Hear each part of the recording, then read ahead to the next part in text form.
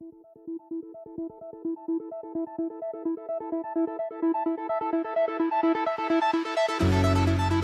listening to the Technology for Mindfulness podcast, episode 14, hosted by me, Robert Potkin. Today I'm going to be speaking with Carl Honoré, the global spokesman for the slow movement. He is an award-winning writer, broadcaster, and TED speaker. His book, In Praise of Slow, jump-started the global slow movement, which now cultivates slowness in all aspects of people's lives, including growing and eating food, exercising, providing health care, and raising families. The Financial Times said that In Praise of Slow is to the slow movement what Das Kapital is to communism. We are extremely pleased to welcome Carl Honoré to the Technology for Mindfulness podcast.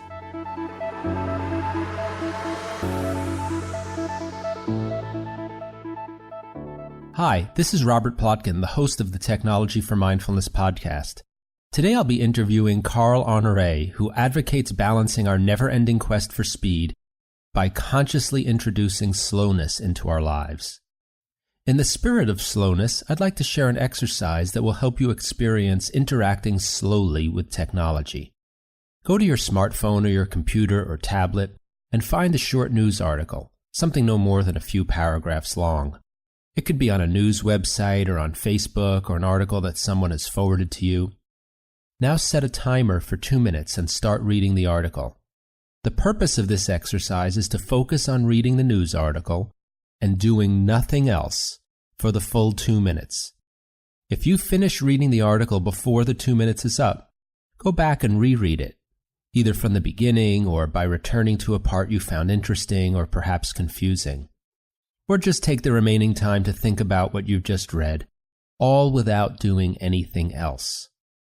You can pause this podcast until you're done. Now that you've finished reading the news article, ask yourself, how did that feel? Did it feel good? Or maybe excruciatingly painful? If you found 2 minutes to be difficult, are you up for trying 5 minutes? Or maybe 10 minutes? How would that feel? Just remember, it wasn't that long ago that people would sit down with a physical newspaper, open it up with a cup of coffee, and read individual articles at a leisurely pace for 5 or 10 minutes at a time. And Harvard professor Jennifer Roberts gives her students an assignment to look at a single piece of art in a museum for a full hour straight. Would you find that to be invigorating or more like torture? What opportunities can you find during your day to slow down, even for a minute or two? And would it be possible to extend those periods of slowness throughout your day? We hope you enjoyed today's tip for slowing down and that you'll enjoy the upcoming interview with Carl Honoré about the slow movement and challenging the cult of speed.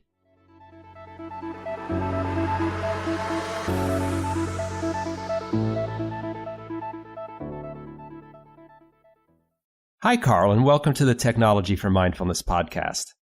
Hi, good to be with you. You are all about going slowly, and the subtitle of your book, In Praise of Slow, was How a Worldwide Movement is Challenging the Cult of Speed.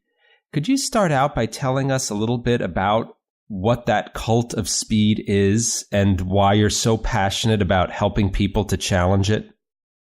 Yeah, well, I think that we live in a fast-forward culture. The virus of hurry has infected pretty much every corner of our experience, every field of human endeavor. Every moment, I think, for many of us, even away from the workforce nowadays, feels like a race against the clock or a dash to a finish line that we never, ever seem to reach. And, I'm not against speed or fast in and of itself. I'm not an extremist of slowness or a fundamentalist of deceleration. I love speed. Often faster is better, but not always. And that's where the problem arises in a culture that prizes speed, that puts acceleration on a pedestal. And I think it's doing real harm to us in so many different ways. When we forget how to slow down, when we only have one speed and that speed is turbo, then we pay all kinds of different prices. You look at the toll it takes on our health and diet, on our relationships and communities and families and children, of course, the harm it does to our ability to think creatively and clearly and accurately in the workplace, to be productive, the toll it takes on the environment. It just seems like wherever you look, the message is coming back loud and clear, which is that faster is not always better and that there's a role for slowness. And it seems to me that this addiction, and I use that word advisedly because I think that's what we are. We've become speed junkies. The addiction to doing things faster and faster has really now tipped into the absurd. So even things that are by their very nature slow, that are designed to shift us into a lower gear, we try and speed them up too. So I live in London, England, which is a pretty fast city, but there's a gym near my house now which offers an evening course in speed yoga. Right. So even yoga is too slow for people now. This is for time-starved professionals. They love the idea of saluting the sun and bending their bodies into the lotus position, but they want to do it in 5 minutes instead of an hour. And I thought speed yoga was the most preposterous manifestation of this go fast culture until a friend of mine across the pond in the United States got invited. Couldn't quite believe this when I first heard it, but he got invited to a drive-through funeral. Oh, right, no. So the church places the coffin at the entrance, and the mourners arrive by car, and they say farewell to a loved one through a pane of glass, right? It's like picking up a Big Mac and drive through McDonald's. And these are obviously drive-through funerals. Speed yoga are extreme examples of this speedaholic culture, but I think they underscore how we've lost our bearings, how we've lost our compass. And I guess when you see the world around you so far off the rails, as I felt I did when I had my own epiphany about going too fast, I felt I had to say something. And as a journalist and a writer, my best channel was to do that via a book. So I guess I set off to explore our addiction to speed and came back with the good news that there is another way, and that is this slow movement. You said you had an epiphany about speed. What was that? A personal experience? Very personal. I think when we get stuck in fast forward, it often takes a shock to the system, some kind of wake-up call to make us realize that we've forgotten how to slow down and this is doing us real harm. I think a lot of people out there listening to this podcast will recognize that for many people it's an illness. The body one day says, no, I cannot take the pace anymore, and you have a burnout or a heart attack, or you can't get out of bed one day. My wake-up call came in a much more anodyne way, which is that I found myself a few years back when my son was born. I started reading bedtime stories, and I would go into his room at the end of the day, and I couldn't slow down. So I would be speed reading Snow White, skipping lines and paragraphs, and I actually became an expert in what I called the multiple page turn technique. And I don't know if you're a parent or any parent out there will be wincing in recognition. I'm sure, you try and get away with jumping 4 pages, but of course it never works, right? Because kids know these stories back to front. And my son would always catch me out. He'd say, Daddy, why are there only 3 dwarves in the story? What happened to Grumpy? And this really lamentable state of affairs went on for some time until I caught myself skimming a newspaper article with time-saving tips for fast folk like me to go even faster. And one of those tips mentioned a book called The 1 Minute Bedtime Story, right? So Snow White in 60 seconds. And when I first read that, my initial reaction was, hallelujah, right? I need that. Amazon, drone delivery. But then I had a second reaction, which was really very different. And that was the epiphany wake-up moment. I thought, whoa, has it really come to this? Am I really in such a hurry? I'm prepared to fob off my little boy with a soundbite at the end of the day instead of a story. And it was one of those moments where you suddenly see yourself from the side in sharp relief. And what I saw there was just ugly. It was unedifying. And it was wrong. And that was where that's where I hit rock bottom and around and started climbing back up again. I can see how for many people, it's easy to be wrapped up in the speed and to not see what's going on, particularly if it doesn't hit that extreme point. I don't know if you have any suggestions for people, either how to notice this and the harmful impact in their lives, or just to recognize what it's doing for them. And if you could give some examples of the harmful effects that it has on people and relationships and organizations, communities. Sure, that's a big question with many tentacles to it. The first part was, what are ways you can spot that you're going too fast? One, I would say, this is a useful one. It's one people often don't think of, and that is memory. If you find yourself forgetting much of what you've done recently or not so recently, or just things not sticking, then that's often a sign that you're moving too fast. Because as Milan Kundera, the Czech writer, famously wrote, that there is an intimate bond between memory and slowness. And it's when we start going very fast, juggling several things at the same time, not present in the moment, not doing things in an engaged manner or mindfully, that nothing sticks. You experience the moment and then it just, poof, it's gone. Whereas if you slow down and you do, say, one thing at a time, heaven forbid, and you live that experience fully, then it sticks. Then you have a memory of it. And I think that's often a useful canary in the coal mine. If you find yourself at the end of each week, the end of each month, even the end of each year, looking back and thinking, whoa, what happened there? That's just a blur. I can't remember any of it. Then that may be a sign that you're going too fast for your own good. Yeah, it's interesting. It makes me think of my own experience. I'm a voracious reader. You probably are too. I think many people listening probably are. And I think I noticed about a year ago, I would get onto a new topic. It's so easy. Buy 4 or 5 books on it on a Kindle and race through them all. And I would find that I hadn't absorbed much of what was in any of them. That's so true. That's a good metaphor. It's a bit like memory. It's the same thing. It's a good example. So I've tried to, and I can't say I've become very good at it, to slow down and even reread one book. I have to say, when I try to do it, there's something in me that resists going back and reading the same book again. I feel the pull to go on to the next one. I feel your pain. I feel that pull too. I'm a big reader. I've always loved reading. I don't like reading books twice. So that is a big fat incentive to make sure you get it right the first time around. In other words, you pay attention to it and some of it sticks in your memory bank. Otherwise, you find yourself in that awful position of having to reread or having spent a few hours and not got much out of it. What you say there reminds me of that old Woody Allen joke. He said once, I took a speed reading course and we read War and Peace. It's about Russia. And I feel that in a nutshell sums up a lot of the modern fast forward experience, that it's about Russia. Yeah. That's great. So you've touched a little bit on the personal impact, memory, or being able to absorb things deeply. You touched a little bit on relationships, the one with your son. Maybe you could talk a little bit more about what kind of impact speed has on our relationships with other people. It has a huge, and in the wrong dosage, speed has a very toxic impact on relationships. One of the things that you can never speed up is human connection. You simply can't. I mean, our broadband speeds get faster. We can send emails and Snapchats more quickly, but we can't talk to each other faster. We cannot listen faster.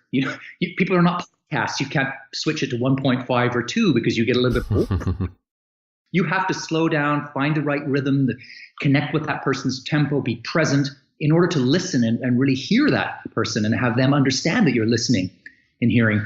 And it's that old thing, no matter how much of a rush you're in, you can't make somebody fall in love with you faster because you want to get married in June. It doesn't work that way. Or you can't build trust in a team, in a company more quickly because you've got a product you need to get out. You can't download trust or confidence, a team spirit. These things take time. And they haven't, I don't think, sped up. I think we've got basic, natural timelines for developing trust, friendships, love. These things what they all come down to is time, is being present and slowing down with people. And we find ourselves in this deeply uncomfortable position at the moment where the communication software, all the IT and everything, all the technology has made us more connected more quickly than ever before.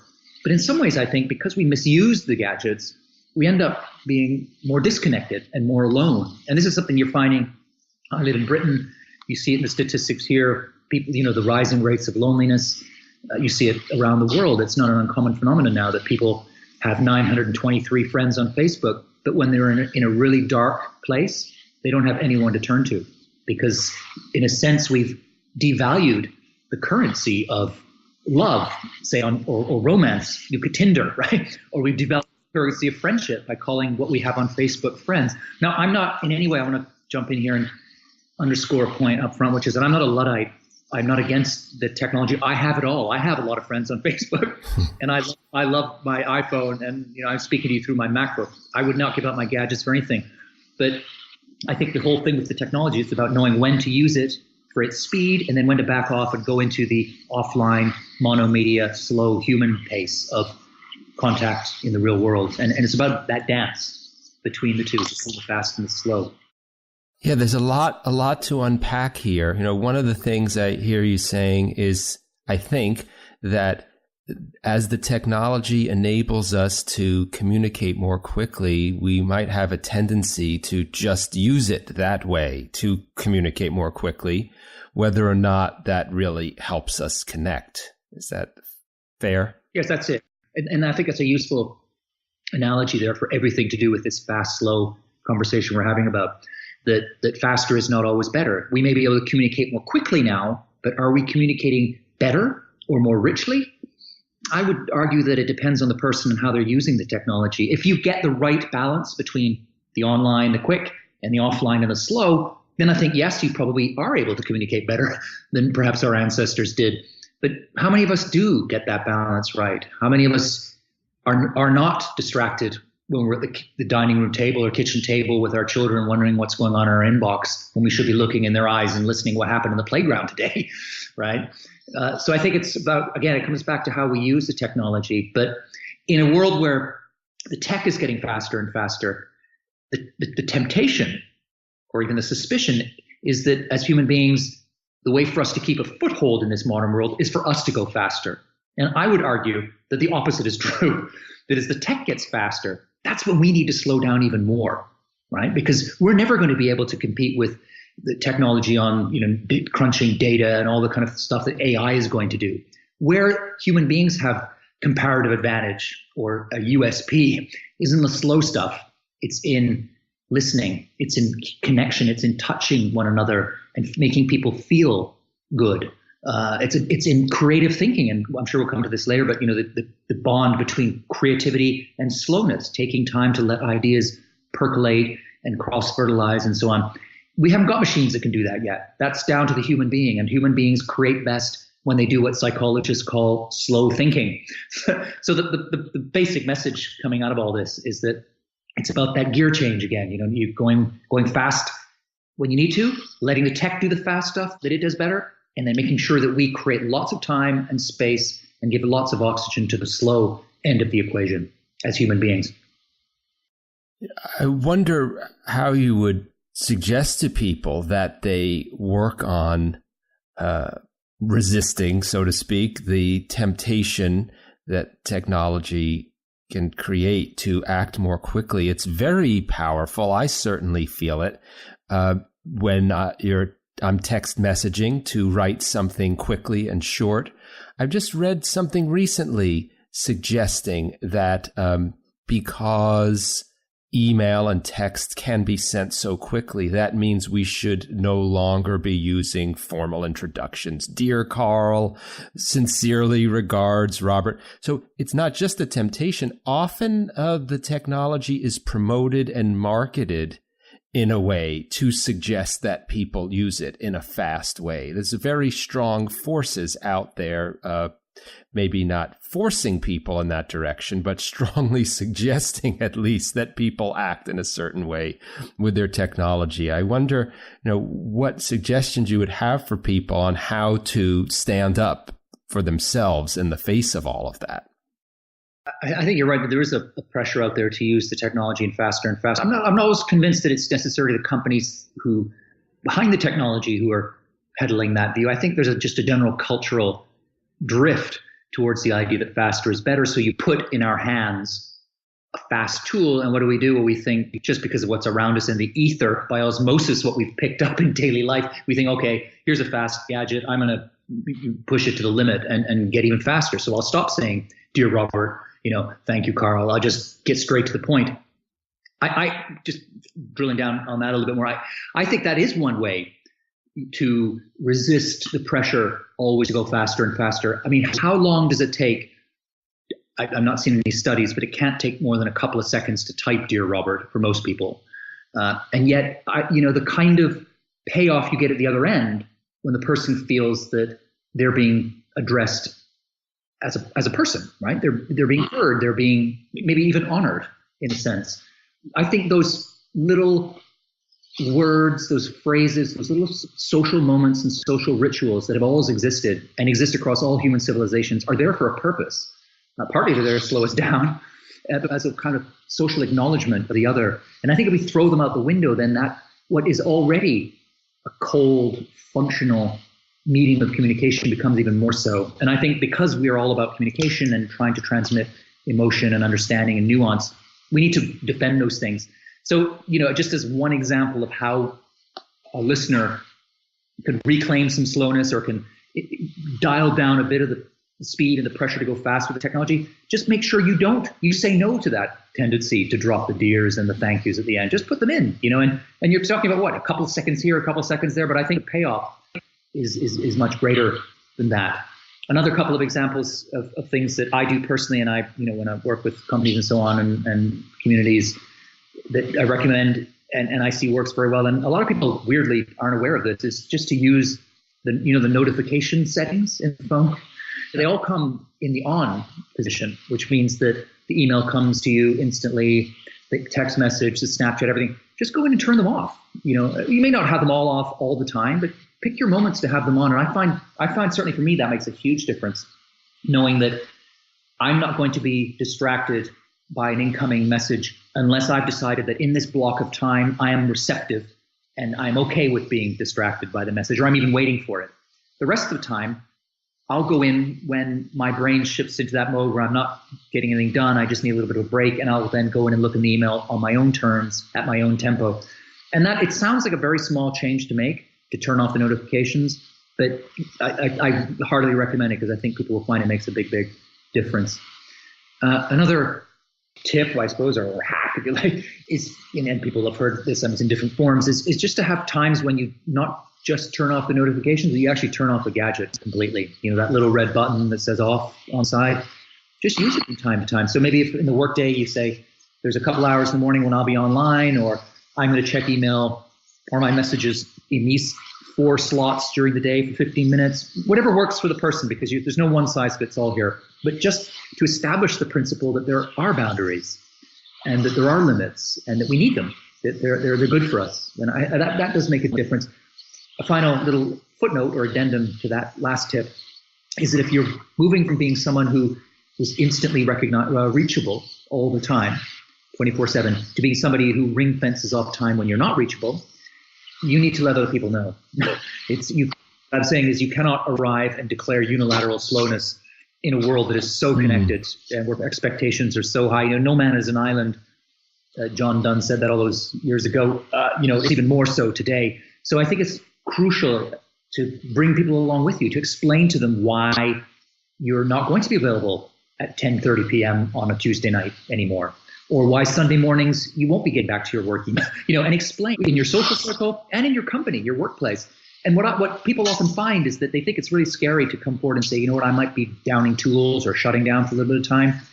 That feels like surrender or failure. You start that conversation with the people around you, and I bet you a huge chunk of them will say, thank you for saying that. I've been wanting to do the same thing myself. And it just makes it easier to do these things together. It's much easier to slow down in a group when everybody's on side together, or at least understands where you're coming from, than to do it as a lone wolf.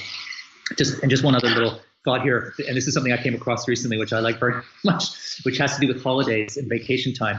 Because, of course, a lot of our vacation now gets hijacked and polluted by work emails and distractions from home, and that takes away a lot of the joy and a lot of the repose and rest that should go along with the vacation. So I think it's crucial wherever you can to turn off the gadgets on and disconnect when you're away from home. But people find it hard to do. And you're starting to see now, there's a couple of companies here, Daimler is one, and the big car company, where they've set up a system where when someone goes away on vacation for a week, say, everyone who writes to them gets an automatic email back saying, this person's away on vacation. Your email will be forwarded to whoever's looking after their patch in the meantime. And the email that you've sent to them has been destroyed so that they don't email mountain, right, after their week. And it just kind of takes some of that pressure off staff. And one other little tip, which I like very much, was in the same vein, was an entrepreneur I met, high-flying guy, working around the clock, doing amazing things. And he was just found himself overwhelmed by email, especially when he tried to take short vacations. So what he did eventually was he started sending out an automatic reply when people wrote to him when he was on vacation. And it said, thank you for your email. I will get back to you. I'm on vacation at the moment. I'm recharging my batteries. I'm going to come back better version of myself in 4 days' time. If you need, if you can wait, please wait, and I'll get back to you when on my turn. If your request is urgent, you absolutely need a reply, then please send the same email to the following address. And the address was ruinmyvacation@gmail.com, which I thought was a brilliant way of saying, think twice, because so often it's the sender who causes the problem. We send without even thinking what it means for the other person to receive it. And just pausing and slowing down on the sending end can make a big difference to the people on the receiving end. Yeah, it's great. You're right. We often think about what we can do to quote, manage our inbox as if all of the responsibility is on us as the recipient. And yet there's two parties to all of these conversations. Exactly. I really liked your suggestions that relate to multiple people being involved. What I mean is, they're not all just about what individual people can do on their own, standing as islands. You talked about changing expectations of people who are communicating with you, or the Daimler example was one in which an organization changed a policy. It can certainly feel sometimes, to me, completely overwhelming and daunting to try to address this on my own with all of the forces of technology and everyone else I'm dealing with working on me. I wonder if you could talk a little bit more about perhaps what organizations can do to either change their culture or policy or encourage individuals within them to be more slow.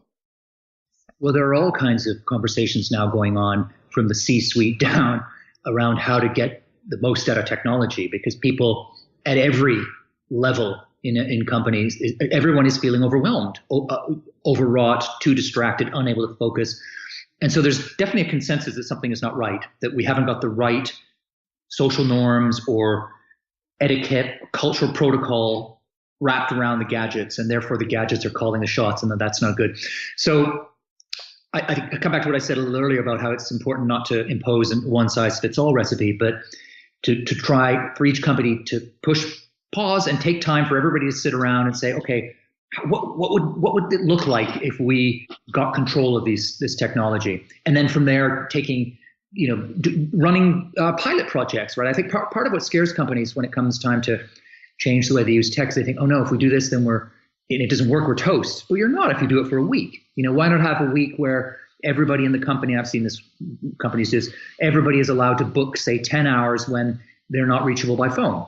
And you have a central website where the company, everybody knows who's not available when, so they're not annoyed when they can't get someone or they get a replacement.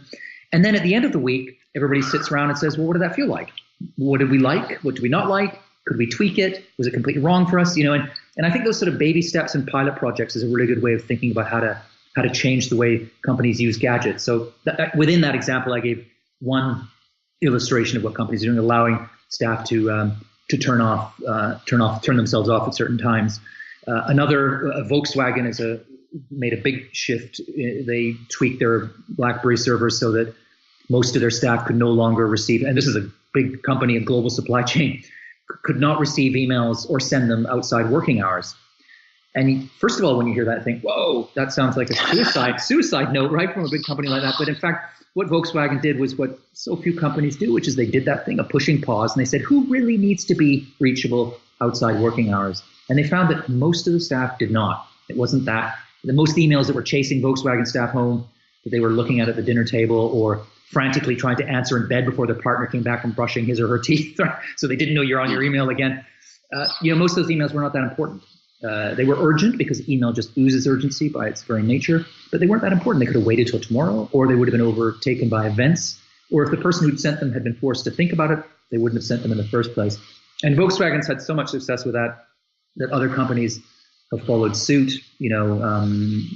BMW, Puma.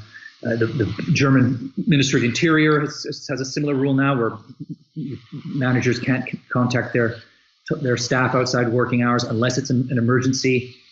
And just, and that's Germany, right? It's not a banana republic where civil servants are sipping pina coladas on the beach. This is the country that's possibly the greatest export engine the world has ever seen. And they're saying it's okay to down tools. In fact, it's not just okay, it's good to switch those gadgets off. France just brought out a law, very complex, and I'll go into the weeds on it, but essentially for certain the largest mid-sized companies have to give their staff the right to switch off, making it a legal right. So that's a very French way of doing it, is to hand down tablets of stone from the legislature. I'm not a fan of that. I in general prefer each company to work out its own formula, but you are seeing more and more examples of that. So you might have, for instance, some companies are setting aside one room in the office which is free of technology and gadgets at all times, right? And that just becomes a place where people can go and think, meditate, have conversations that will not be distracted. And just a change like that can make a big difference. And the companies that I know that have done that find that place, that tech-free zone, becomes a real fertile, bubble or oasis, where great thoughts are had and great connections are made. So that's another example. The list goes on. There are many different things that companies can do, and that's partly what keeps me excited by all of this, is that there are so many new initiatives coming out all the time. Another one which relates to meetings. Of course, meetings, we all have been through some of the worst, meetings can be just such a waste of time. I think often meetings nowadays are a waste of time because people are distracted. Half the people there are looking at their phones or their laptops. And you're finding more and more companies saying, okay, just like in a saloon bar in the Wild West, everybody leaves their 6-shooter at the door. Everybody leaves their smartphone at the door. And what happens? Well, what happens is the meetings are more streamlined, people are focused, things get done, and they get done more quickly, which in a way coughs up what I call the delicious paradox of slow, which is that by slowing down, not only do you get better results, but often you get them faster, right? Sometimes you have to slow down to go fast. And that's a perfect example of how a meeting can be, get stuff done in 20 minutes instead of getting nothing done in 40, because people are focused, right? I can imagine that one of the benefits would just be a lower level of stress. You also said or implied that it actually leads to higher productivity, and I wonder whether more creativity as well, and whether you can talk about that. Well, I think that when a company embraces the idea of slowing down, they get a whole suite of benefits. I mean, the obvious ones that most of us wouldn't be surprised to hear are that staff are healthier. People are happier. They're not stressed. They're not stuck in the fight or flight mode, which takes such a toll on our bodies and our minds. And their well-being goes up. So that's why you're seeing these, well-being initiatives right across the corporate world, because that's connected with, making your staff better, but they then perform better when they have higher levels of well-being. And if you look at these well-being programs, much of what they offer or suggest has to do with some form of slowing down. Let's move the lens a little over to the right then and talk about productivity or creativity. I mean, certainly you've got to be fast much of the time in the modern workplace. But again, if you're fast all the time, then you're heading for trouble, because not only are you going to burn yourself out, but you're going to make more mistakes, which of course is a very unproductive thing to do, because you then have to deal with the mess you've made later on, go back and do the thing again. When you take the time to do the thing well the first time, that's immensely more effective, efficient, and productive than running around like a headless chicken, doing it badly 2 or 3 times and paying the price later on. So there's the productive thing. But I think there are other reasons that we're more productive in the workplace now. I talked a little earlier about building social capital and relationships and trust and team building and teamwork and all that stuff. When you allow people to slow down and build those strong connections, you allow people the time and the space and the freedom to listen and to be listened to listen to clients, to listen to suppliers, and so on, then the job that those people do is going to be infinitely superior. So there's a lot of productivity gain, and people will just do things better because they won't be rushing through them. In simple terms, creativity is another dimension here. I mean, we know from the studies people are doing these days that when people are in a relaxed, unhurried state, the brain shifts into a richer, more nuanced mode of thought that psychologists call slow thinking. And all the great artists and scientists and creative blue sky thinkers in history have always known that slowing down, letting the mind wander, going for a walk. Einstein used to look out his window for hours on end. Jack Welch used to close his door and call what he had looking out the window time. Bill Gates famously had a couple of weeks a year when he went off to a cabin in the woods to mull stuff over very slowly, called them think weeks. There is something about slowing down and creativity. They're two sides of the same coin. So companies that do put on the brakes find that their staff are more creative. They just get stuff done more efficiently, but also they come up with those creative flashes of genius that help a company thrive. Since the holiday season is coming up, which at least here in the U.S. means holidays like Thanksgiving and Christmas and Hanukkah, I thought I'd give some pointers for being mindful during the holidays. The tips are very simple, but like much of mindfulness, they're simple to explain and understand, but can be difficult to actually carry out in practice. The two tips I'll share today are both tips for pausing, and they're pausing for different purposes or with different intentions, but both of them at their core really ask you to pause, or whenever you happen to become aware or have a moment of mindfulness during the holiday season, to take that as an opportunity to pause. I know it can be difficult to do that, in part because many of us are super busy and running around. The holiday season can be an extra fast-paced time of year for us. Scheduling, organizing, attending events, buying presents, traveling, spending time with family and friends, and even when that can be enjoyable, it can really pack our schedule. And we may sometimes feel like there's just no time to pause. I know it can be difficult, and so I'd suggest that you find whatever pause there might be, even if it's a few seconds at the very beginning of the day, at the very end of the day, at any time during the day. It could be a very, very short pause. And the first intention during that pause, if you can bring it to mind, is to ask yourself to bring to the forefront of your mind something that you're grateful for. Many of us do that during the holiday of Thanksgiving. It's the intention behind the holiday, but it can actually be easy to spend that day, even if you're enjoying yourself, perhaps not really focusing on gratitude. So the first suggestion is, when you pause, to consciously bring the feeling of gratitude to your mind and ask yourself, you may even just want to put it in words in your own mind or out loud, what is it that I'm grateful for? And if you can think of even one simple thing each time, you'll be practicing gratitude and perhaps building up a habit of gratitude. That practice of gratitude can be particularly helpful when you are feeling perhaps a lack of gratitude. Something which we often feel during the holidays is frustration, stress, anxiety resulting from all of the busyness and hecticness, the million plans that we have, the fact that the roads are busier, the fact that everyone else is stressed can add to our own stress. And in that kind of circumstance, it can be hard to feel gratitude. So you might actually need to focus your mind more consciously on feeling gratitude when the circumstances are such that they're not naturally inclining you to feeling that gratitude or thankfulness.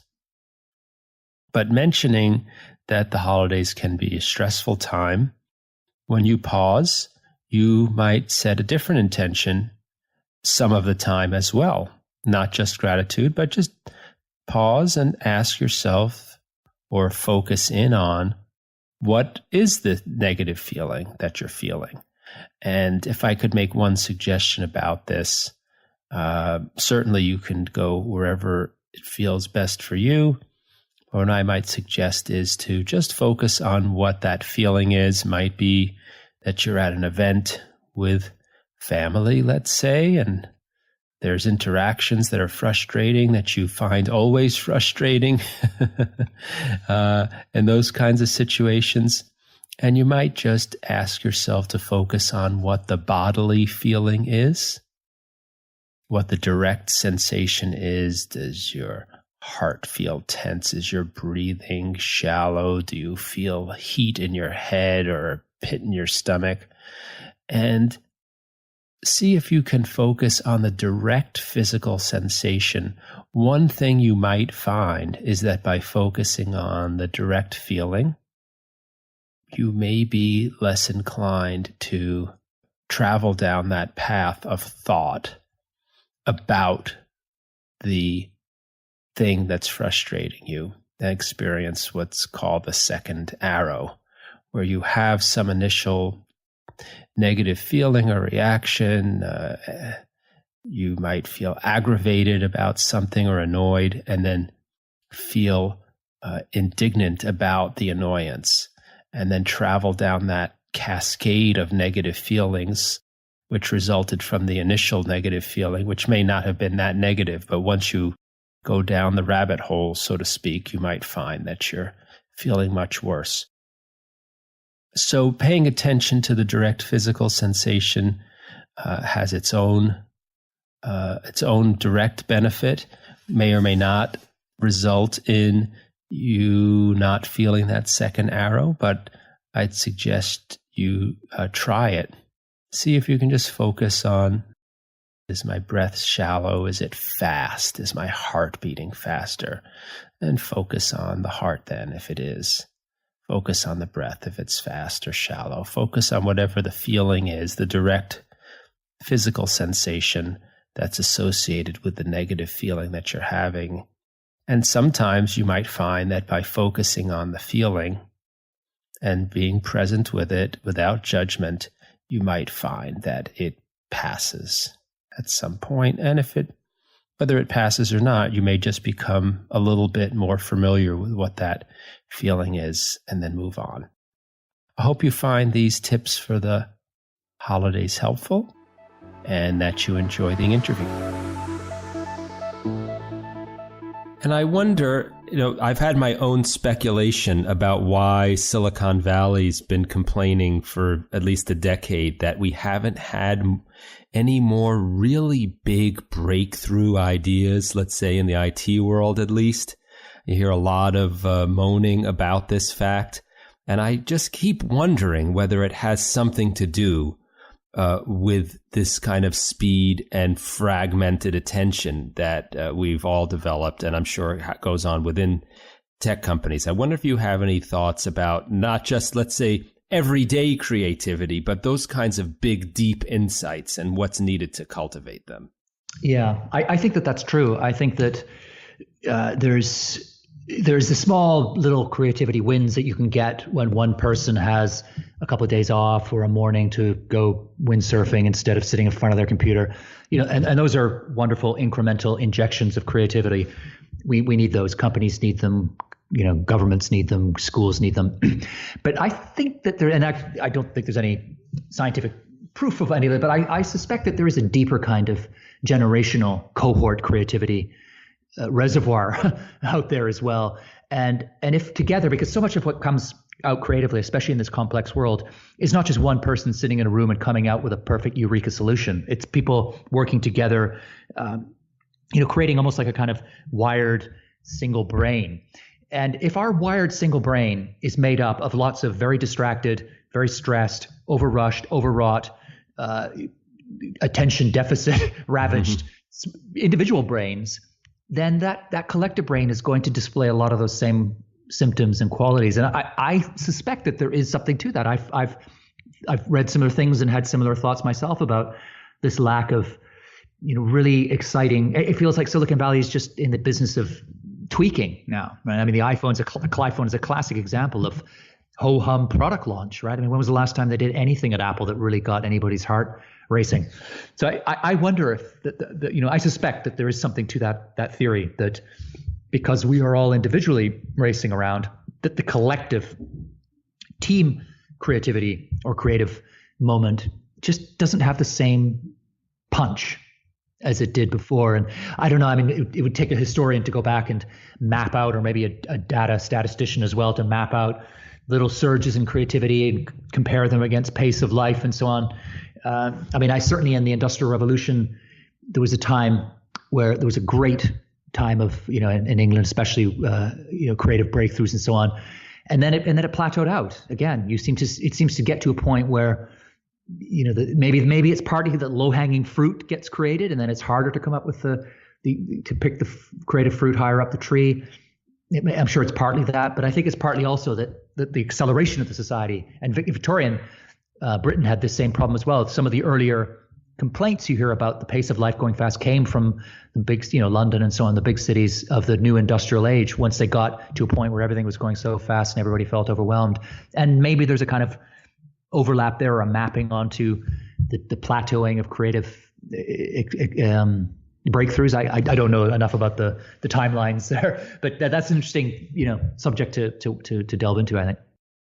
There's something you said earlier also comes to mind, which is that you said people are forming relationships that are more shallow, if I understood you correctly. They don't have the deep connections between each other. And I just wonder if that also relates to this, to a deficit in creativity within organizations. I think it does, because so much of the creative heavy lifting now happens in the collaborative space. It happens teams, people sharing ideas and so on. The starting point for people to let down their guard, to make mistakes in front of their colleagues, to float an idea that maybe turns out to be a bit silly, but a little bit of it is genius, right? I think people need to feel confident they need to feel that the relationships they have are built on solid trust and understanding, and even a kind of intimacy. And if you don't have that, I think you have less of that collaborative sharing goes on.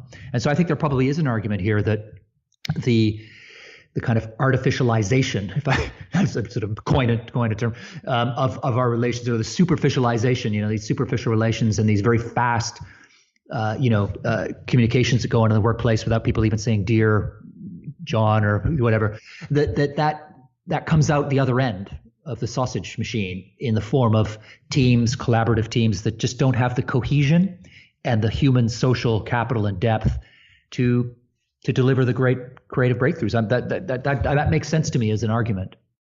And speaking about depth, in looking over your work, preparing for this, I was reminded that you see this as part of a full slow movement. This is not just a set of techniques or suggestions for individual people.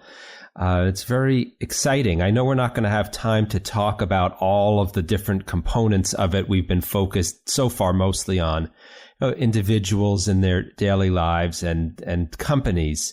But, you're involved in things like slow food, slow news, slow aging. I could go on and on. I wonder if you could step back and talk about the bigger picture of slowness as a movement.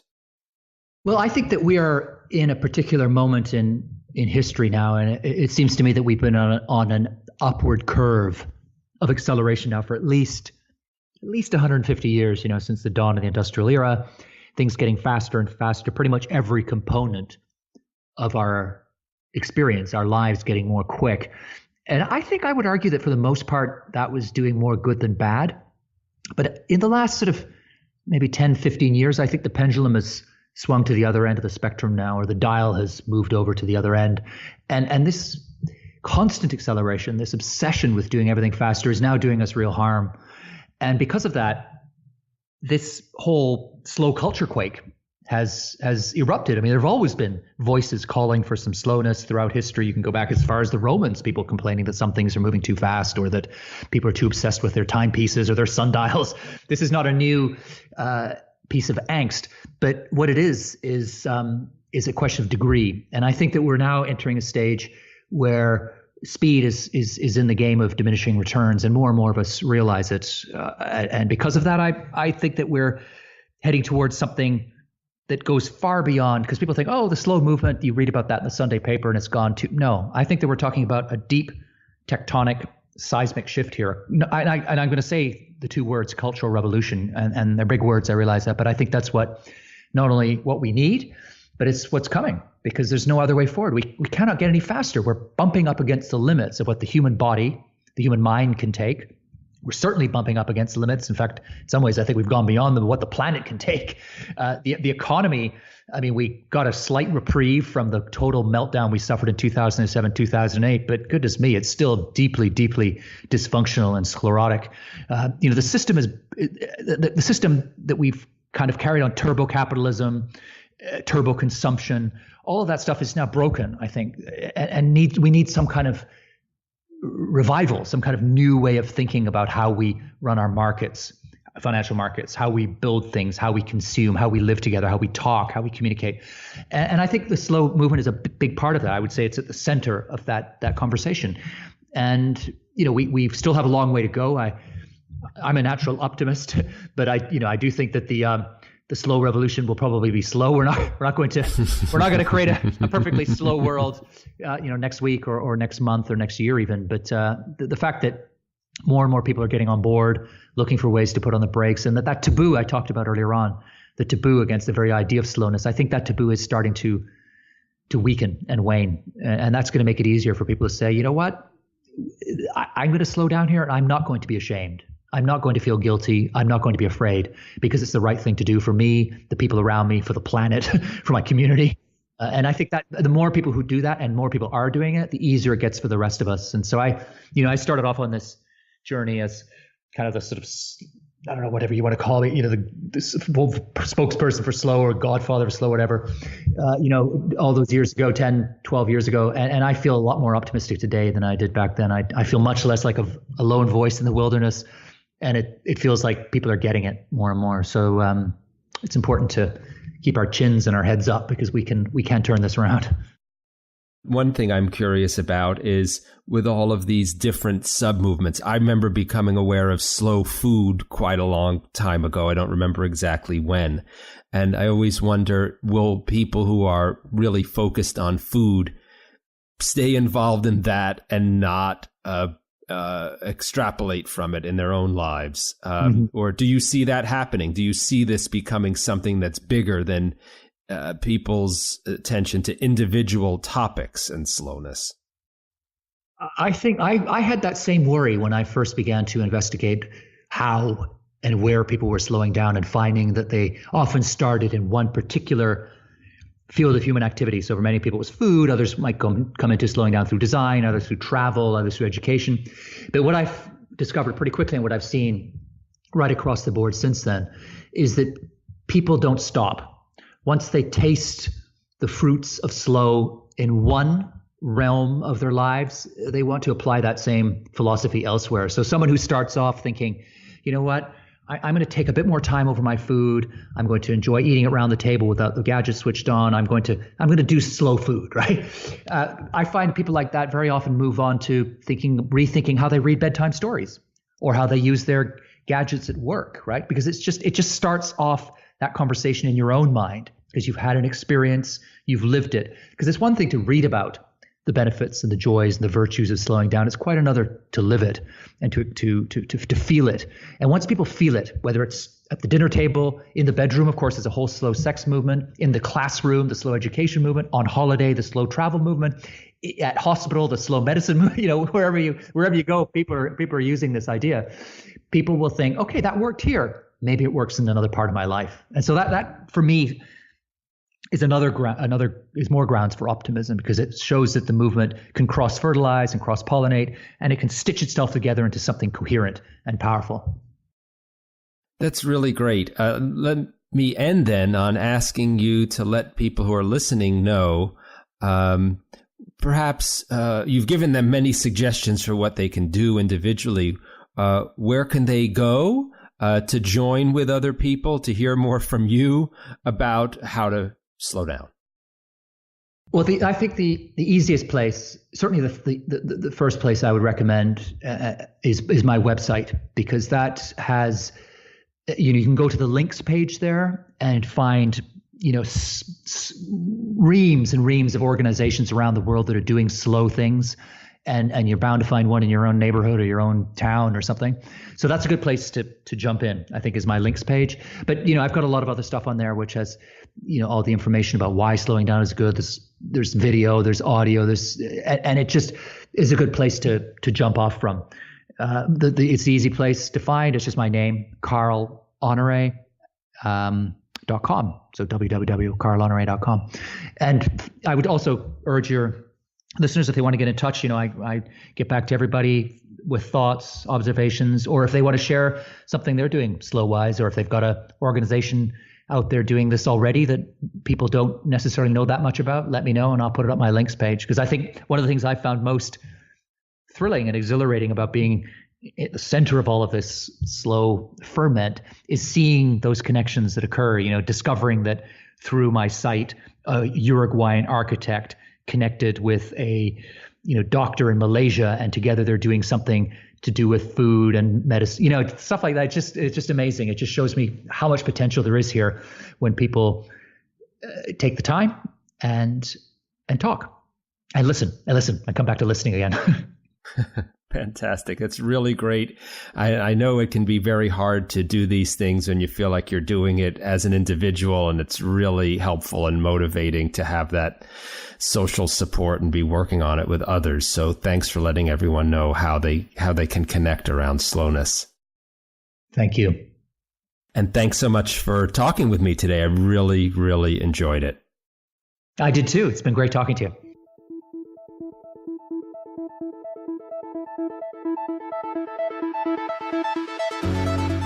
Thanks for joining us for this Technology for Mindfulness podcast with me, Robert Potkin, and today's guest, Carl Honoré, the global spokesman for the slow movement. If you liked today's episode, please leave us a review on iTunes and share the episode with your friends.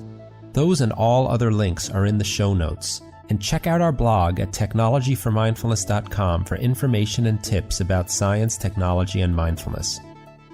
I'm Robert Potkin, and I'll join you next time on the Technology for Mindfulness podcast with MIT professor Sherry Turkle, an expert on the changing relationship of young people to technology.